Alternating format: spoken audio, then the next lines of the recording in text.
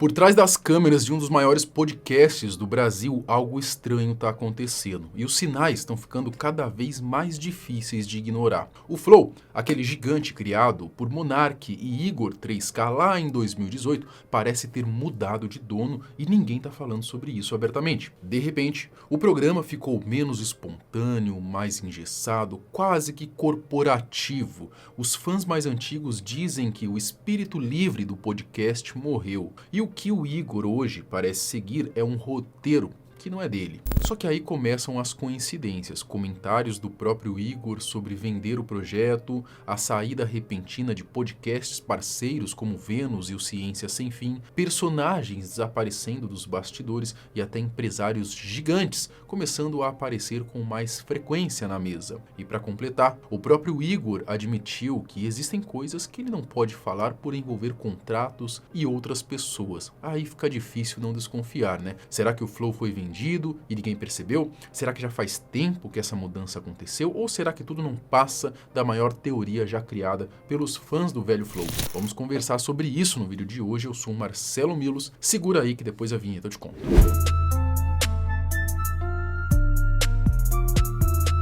Desde que foi criado em 2018 pelo Monark, pelo Igor 3K, o Flow Podcast passou por altos e baixos. Eles foram pioneiros nesse formato em vídeo aqui no Brasil, né? Nesse formato videocast. Por terem enxergado isso antes de todo mundo, começaram a alcançar então números absurdos logo no início da trajetória. Quer dizer, não tão no início, no começo foi um pouco devagar, mas depois ali, em questão de pouco tempo, explodiu, né? Chamavam a atenção não só do público, mas também de grandes marcas que pagavam caro para poder aparecer em cada episódio. Só que os anos foram passando e uma enxurrada de outros podcasts começou a surgir. Muitos deles, inclusive, nasceram por causa do próprio Flow. De repente, o público tinha centenas de opções na mesa e, claro, o fator novidade que impulsionava o programa no começo foi se desgastando com o tempo. Mas o golpe que realmente fez o Flow perder força foi aquele fatídico Monark Day, né, que marcou a internet inteira. A gente fez um vídeo aqui, inclusive, só falando sobre esse tema. A história você já conhece de cor, né? Depois da polêmica, o Flow quase que foi pro buraco. O Monark acabou meio que expulso da própria criação e o Igor e o Jean, né, eles tiveram ali praticamente que reconstruir tudo. Agora, com muito mais limites, digamos assim. Mesmo assim, a turma conseguiu se levantar. O Flow se estabilizou de novo como um dos maiores podcasts do Brasil. As marcas voltaram a investir e hoje, quase 4 anos depois daquela confusão, Igor 3K e companhia parecem estar mais ricos do que nunca. O Monark, por outro lado, não teve a mesma sorte. Ele foi cancelado no modo hardcore mesmo, se deu muito mal de um jeito quase que único, a ponto de ter que sair do país. Vamos ser sinceros aqui, o Monark sempre teve umas ideias meio viajadas, meio tortas, né? Só que no meio das muitas barbaridades que ele costuma soltar, em algumas entrevistas, quase que num tom de desabafo, ele deixou a entender que achava que seus ex-companheiros tinham se vendido, porque a essência do Flow estaria bem longe da original. Ele também vivia dizendo que o Igor era o mais propenso a vender a empresa em algum momento. Pois bem, e não é que, pelo menos nessa parte sobre a possível venda do Flow, já tem muita gente concordando com o Monark? Tem gente começando a ligar certos pontos dos acontecimentos recentes envolvendo o podcast e muitos juram que sim, o Flow realmente pode ter sido vendido. Mas será que essa história faz algum sentido? O Flow foi vendido? Além do Monark sempre insistir que o Flow pode realmente ter sido vendido, outros sinais começaram a chamar a atenção de quem acompanha o podcast há mais tempo. Pode ser exagero? Pode, mas estranhamente tudo faz sentido. Um dos primeiros pontos, e talvez mais evidente, é a forma como que os assuntos são discutidos hoje. Muita gente, inclusive seguidores meus aqui, já comentaram, né, e comentam que o Igor parece estar bem mais travado quando precisa opinar sobre certos temas. Também falam que a fluidez dos episódios não é mais a mesma, que tudo soa muito roteirizado, como se houvesse um esforço claro para nada fugir do controle e evitar qualquer repetição dos problemas que aconteceram no Flow do Velho Testamento. O próprio Igor, num bate-papo com o Flávio Augusto há uns 2 meses, meio que deixou escapar a real, né? Deixou a entender que a ideia de vender aquilo tudo, né, o Flow e tal, o projeto que ele mesmo criou e o Monark, não era tão absurda assim. E vale lembrar que no início não era esse papo não, ele sempre disse que ele não venderia, que não faz sentido. O Monark, inclusive, falava que ele só venderia se ele fosse se aposentar mesmo, parar de trabalhar com a internet, né? O Igor também reforçava isso no começo e depois ele já começou a mudar um pouco de tom. Vamos lá. Você falou pra mim assim, cara, empresa é uma parada que a gente cria, a gente nutre, a gente faz o melhor possível ali, porque alguém vai comprar depois. Então já vai se desapegando aí, porque vai chegar uns caras pra querer comprar a tua empresa. E na época eu fiquei assim, cara, eu não vou vender. Tá maluco? Eu vou vender essa porra, o cara vai matar o meu sonho que eu construí até aqui e eu vou virar, sei lá, vou ficar com um discurso achatado, não vou poder fazer o que eu gosto, o que eu sei fazer melhor, né? E, cara, vou te falar que eu tenho... Muitas coisas têm acontecido, muita coisa aconteceu de lá pra cá. Então, tive executivo que saiu, que chegou, que não sei o quê. E eu fui percebendo que, agora eu que tô sentado nessa cadeira, eu percebo que, cara, a verdade é que dá pra fazer isso de uma maneira inteligente e que chegar no próximo nível é muito mais difícil sozinho. Sabe qual é? Então, no fim, eu acho que você tem razão. Eu acho que em algum momento já tem umas conversas acontecendo e eu vou conversar com alguém para ser meu parceiro aqui com todos os cuidados possíveis. Bom, outras situações que vêm acontecendo também, que alimentam ainda mais essa história de uma possível venda já concluída do Flow, são os desligamentos de alguns podcasts que faziam parte dos estúdios da empresa. Para muita gente, isso seria sinal de que novos donos estariam reorganizando a casa, dando uma repaginada em certos projetos, acrescentando coisas novas e simplesmente encerrando outros projetos, né? E no meio disso, quem acabou sobrando foi o pessoal ali do Vênus Podcast e o Ciência Sem Fim do Serjão. Esse assunto ganhou força principalmente pelas justificativas que cada lado apresentou quando essas saídas começaram a acontecer. Que o Ciência Sem Fim acabou?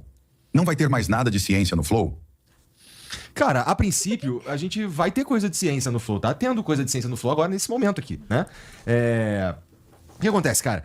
O Ciência Sem Fim, a gente precisou fazer esse movimento, não era uma parada que eu queria fazer.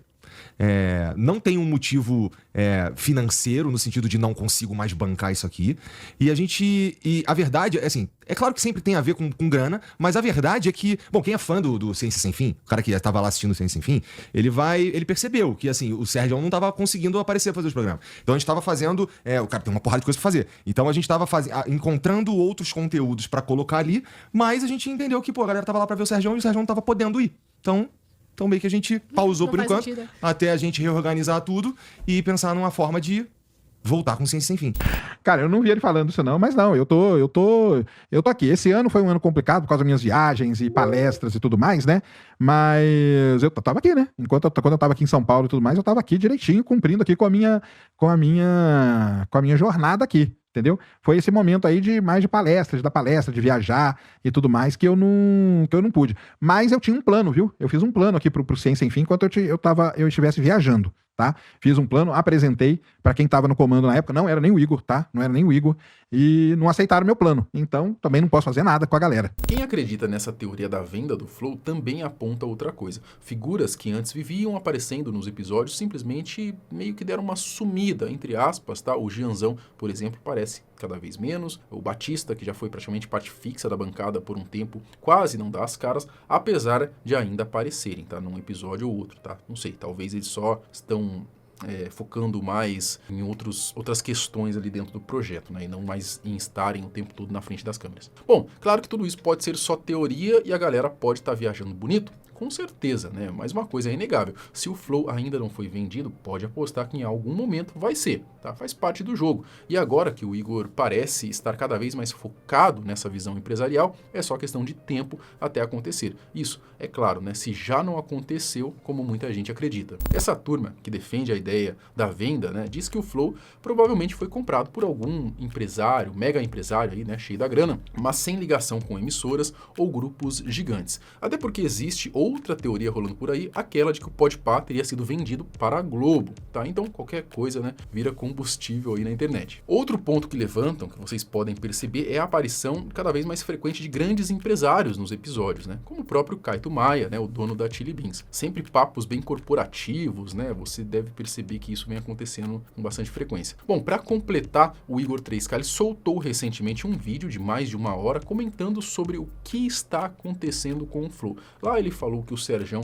foi desligado basicamente por questão de agenda mesmo, né? Que ele não estava conseguindo meio que cumprir ali com as programações ali do Flow. Na questão do Vênus, é basicamente o que a gente já suspeitou, disse que está reestruturando o Flow, tentou diversos formatos com o Vênus e não engrenou, né? Essa é a verdade, né? Não dá para manter um programa, né, que deve ter um custo altíssimo se ele não tem audiência. Agora, outra coisa interessante que ele comentou que reforça essa teoria é de que tem muitas coisas ali que ele não pode falar por envolver outras pessoas e até mesmo questões contratuais. Por isso, cara, entendeu? E é óbvio que tem uma porrada de coisa que não posso falar, né? Inclusive pra proteger pessoas. Óbvio que tem uma porrada de coisa que eu não posso falar. Quando eu tiver velhinho aposentado, vocês vão ler no livro.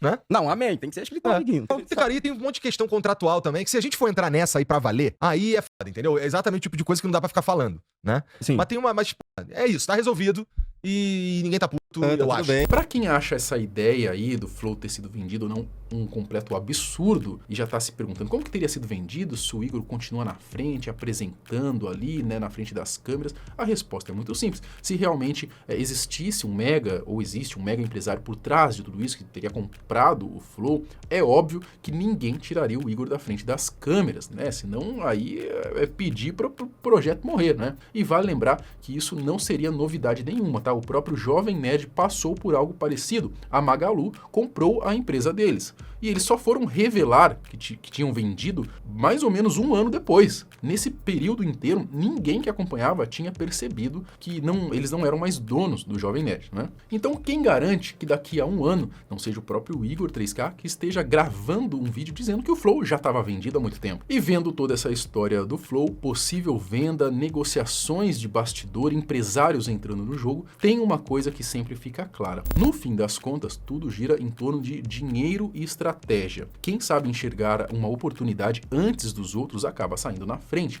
Isso vale tanto para um podcast gigante quanto para qualquer pessoa comum. E é justamente aí que entra o que eu preciso te falar. Eu sei que muita gente que me assiste já tentou diversas formas de ganhar dinheiro online e se frustrou. Eu também já caí em roubada. Por isso mesmo, eu só recomendo algo quando eu tenho certeza de que é sério. Eu não tô falando de ganhar dinheiro fácil, de promessa milagrosa, não é golpe, tá? Eu jamais colocaria a minha imagem em risco indicando algo duvidoso. O que eu conheci foi um método que realmente tem dado resultado para pessoas comuns, usando uma estrutura pronta, sem precisar aparecer, sem criar produto, sem reinventar a roda. É o sistema FSA. Tem gente fazendo de 2.000 a 5.000 por mês com essa operação validada. Mas ó, você não precisa acreditar em mim, tá? Faz o seguinte, clica no primeiro link na descrição ou escaneia o QR Code que tá aparecendo aqui na tela. Eu vou te mandar 3 aulas gratuitas, só um gostinho para você entender exatamente como que funciona e aí você decide por conta própria se faz sentido para você. Assiste, analisa, pensa com calma e depois disso você tira suas próprias conclusões, beleza? Então clica aqui na descrição ou escaneia o QR Code.